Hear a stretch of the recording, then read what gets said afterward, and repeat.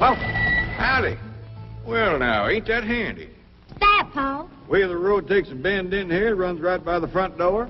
No, Mr. Clampett, this is your driveway. It goes with the house. Is this thing a house? Oh, yes, indeed. It was built by John Barrymore, one of our finest actors. Pretty fair stonemason, too. Hey, Jed! This here is dandy soil. Fine, Granny. We'll commence plowing tomorrow. But this is Beverly Hills. Dirt is dirt. Yes, I know, but why don't we look around inside, eh?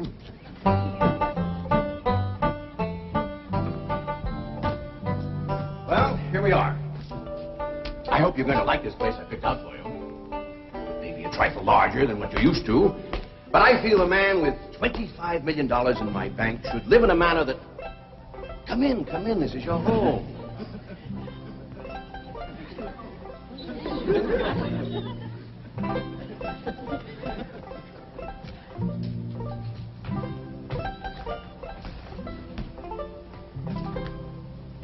As I say, it may be a bit more than you're used to, but I'm sure you'll be comfortable. Now, my secretary will be over right away to help you with the hiring of servants or whatever problems you may have. She's a very efficient girl, Miss Hathaway. Jed? Jed? Jed? You and Jethro fetching my stove so I can get some victuals to cooking? You have a beautiful stove. Thank you. Fetch it in, Jed. You scare up some wood, Ellie. No, I mean you have a stove already installed in the kitchen. Where's that? I'll show you. Excuse us. Ellie, you go with Granny. She'll still need you to fetch some wood. Sure, Pa. Uncle Jed, guess what? There's a whole nother house up here. Guess we'll come down from there. Like as not that belongs to somebody else. Darn. This is your kitchen. Oh, and here's the stove. The last word in food preparation. And speaking of food, you'll find everything you could possibly want stored right in here. Eh? Huh? Well, I'll leave you ladies to your culinary delights. Au revoir. Bon appetit. Talks gibberish. You said a great deal of store in this here stove, Granny. Well, we'll see. Ellie, you run out and fetch some wood. I'll get a fire to going in here and we'll see. Jethro, I hope it's all right for you to be missing school. Oh, sure, Uncle Jed. They ain't straight in the 5th grade. You in the 5th grade already? Starting this year. It don't seem like no time at all since I went with your ma to get you started in the 1st grade. You was 6 years old. No bigger than that. We drove clean over to Oxford so you could go to the same school your pa went to. You wouldn't know that town today, Uncle Jed. Oxford? Yes, sir. Well, that town has growed and spread out and built up and just kept getting bigger and bigger. Where today, well, I bet you there must be at least 3 or 4 dozen people living there. A place like that's all right to visit, but I wouldn't want to live there. Do you have any assistance? No, thank you, Mr. Drysdale. We were just talking about Jethro here getting back to school. Oh, well, we have some excellent educational facilities out here, Mr. Clampett. Where do you go to school, Jethro? Oxford. Yeah, you see, Jethro's ma, that's my cousin Pearl. She married an Oxford man, so naturally Jethro, he goes to school there, too. I'm the champion crawdad eater. At Oxford? Jethro put away 3 buckets of crawdads. 4. And he's learned to cipher and everything. Cipher some for Mr. Drysdale. 1 and 1's 2. 2 and 2's 4. 4 and 4's 8. I have to take off my shoes to get any further than that. Never mind. I'm sure we're thinking of 2 different Oxfords. You see, there's one that's very, very famous and very old. That's where Jethro goes to school. Been there since pioneer days. That's how come it got its name. It's where the oxen used to ford the river. So folks took to calling it Oxen Ford, and later on got shortened to Oxford. Well, I'll be running. Oh, by the way, here are your keys. My secretary should be over very soon. Well, thank you very much, Mr. Drysdale, for everything you've been doing for us. Oh, it's my pleasure, Mr. Clampett. You see, I'm not only your banker, I'm your next-door neighbor. Well, say, now ain't that nice? Well, now, why don't you bring your missus over tonight for supper, and I'll have Granny womp up a mess of grits and hog jowl. Well, you see, right now my wife is in Boston. Well, that's too bad. When'll she be back? Not too soon, fortunately. I'll see you later. Well, thank you, Mr. Drysdale. So long.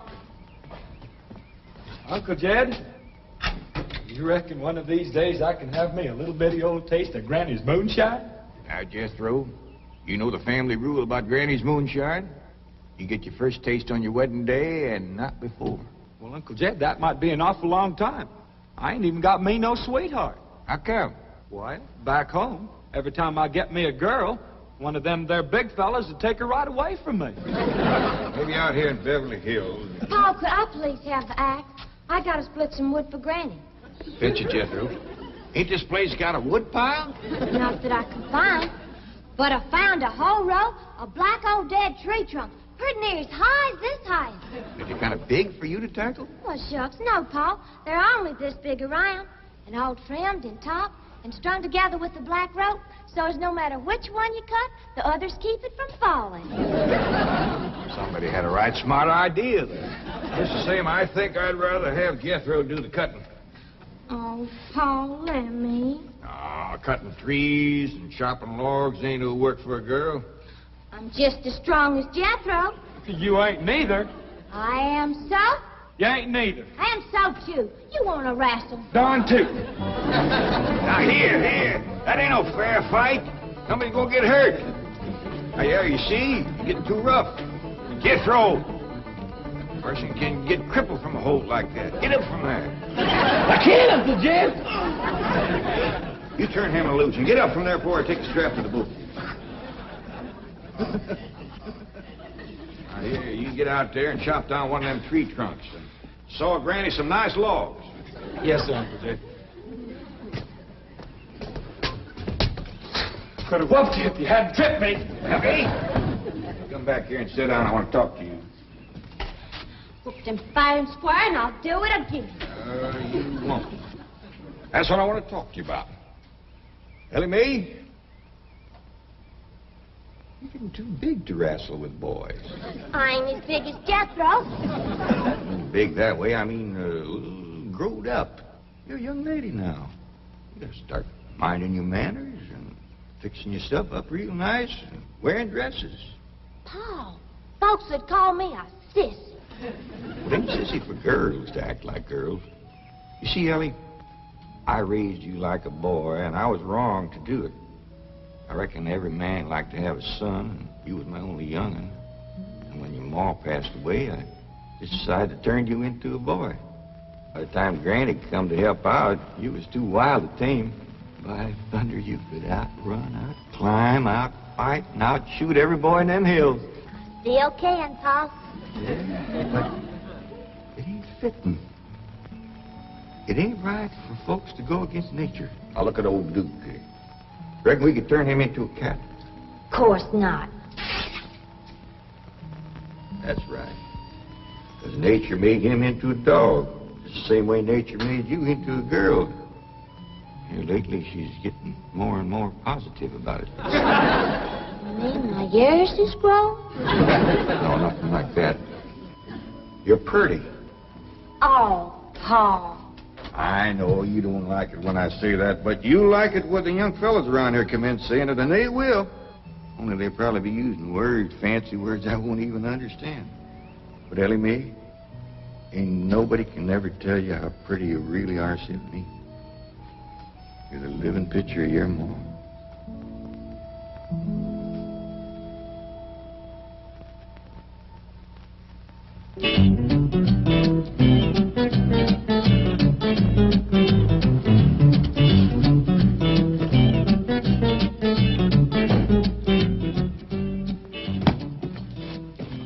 You still here? I thought you were going up to the Clampetts estate. I didn't think it prudent for us both to be absent simultaneously. In the event of crises... The only crisis you have to worry about right now is keeping Mr. J.D. Clampett happy. Now get up there. Tell me, how did you like the flamingos? What flamingos? I thought pink flamingos around the swimming pool would add a rather elegant touch. Mr. Clampett is not a man educated to elegance. That will take time. Right now, there are more pressing problems. Of course, getting settled, the servant problem. Well, whatever they are, just get up there and solve them. Now, J.D. Clampett is this bank's largest depositor, and I'm making his satisfaction your responsibility. I accept the mantle of responsibility with which you have cloaked my shoulders. And I shall so conduct myself that if this great financial institution shall last 1,000 years, people will still say, this was their finest hour. Handy wood, all right. Got a lot of pitch and tar in it. Ought to burn real good. Yeah. That flimsy grate holds up. Granny, this is the top of that tree trunk. You want I should split it up, too? No, just leave it outside. Yes, sir. This place ain't even got a wood box. Yeah, folks don't need much wood out here. Remember what Pearl said? It don't get cold. Yeah, I remember. It might not get cold in the day, but it sure freezes solid at night. How you know? I'll show you how I know. Every bit of food in this here storage bin is frozen harder than a rock. Yes. Look.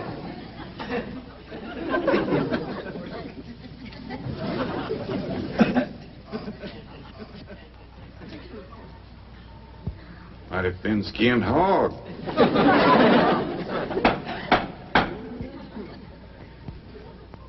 But I'll be doggone.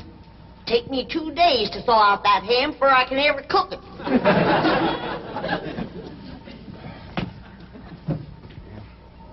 People ought to know better than store food up against the north wall. Tomorrow we'll dig us a root cellar and we put all this stuff in it. Jethro, go on out there and catch us a chicken. Okay, Uncle Jed. How you know we got chicken? A place this size is bound to have chickens. Ain't all frozen.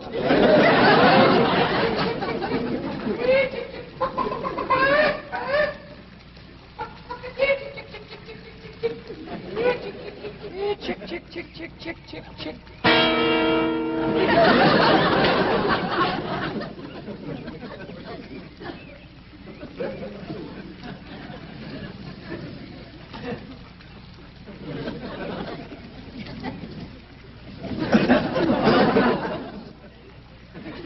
I eat a chicken.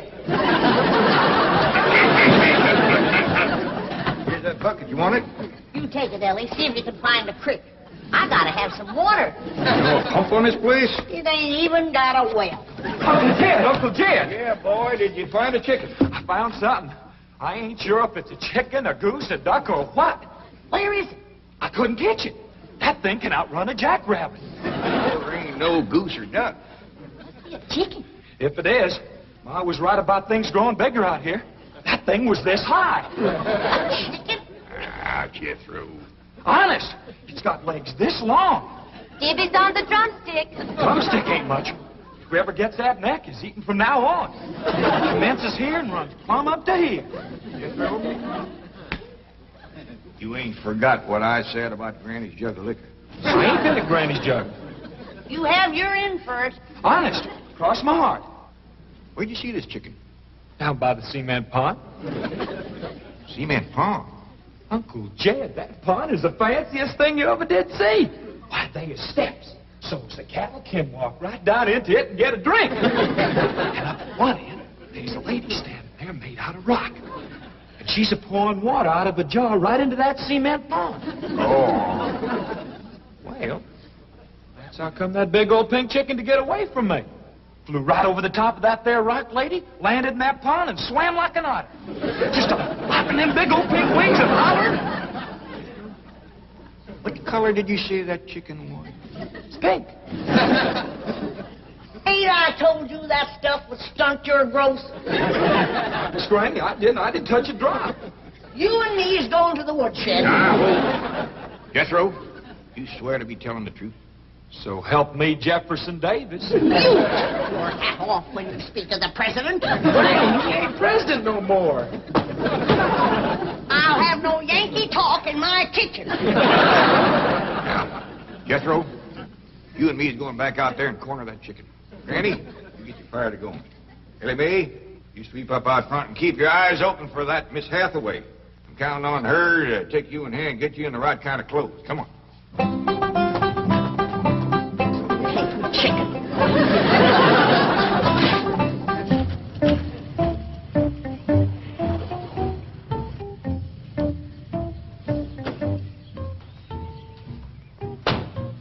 You there, young man?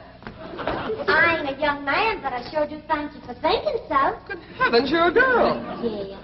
I'm Jane Hathaway, executive secretary to Mr. Drysdale. And you, I take it, are a domestic of some sort? Cleaning girl, housemaid?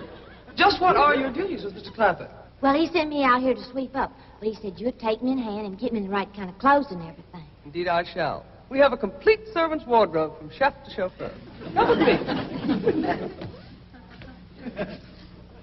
What in the name of Thomas Chippendale is this? Has Mr. Clampett seen this disgraceful and unsightly mound of debris?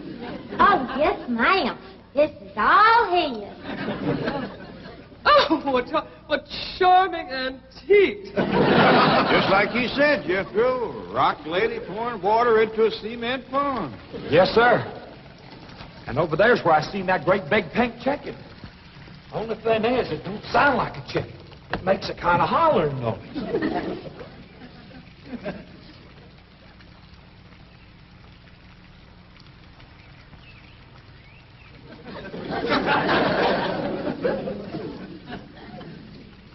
Reckon you'd make a hollering noise, too, if you was to lay an egg like that. Man, oh, man. That's what I call an egg. And you won't have to worry about food now. Wait till she cooks this.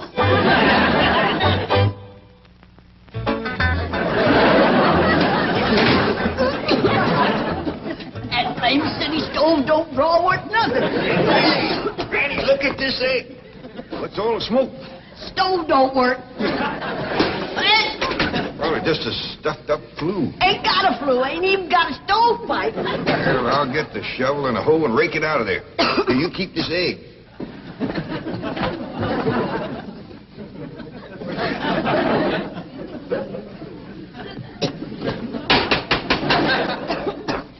Just like everything else out here. Froze solid.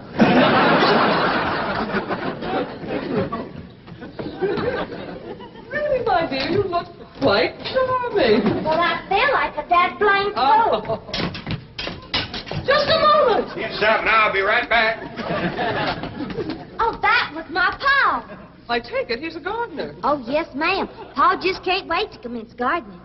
Perfect. However, as though I admire his enthusiasm, I must forbid him access through the main entrance. Now, tell me about the rest of the staff. Is there a chauffeur?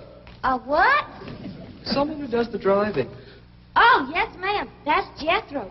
Of course, I don't reckon he can stay around very long. He's got to get back to Oxford and go to school. Oxford? He attends Oxford University? Well, he just calls it school. Pa went to school there, too.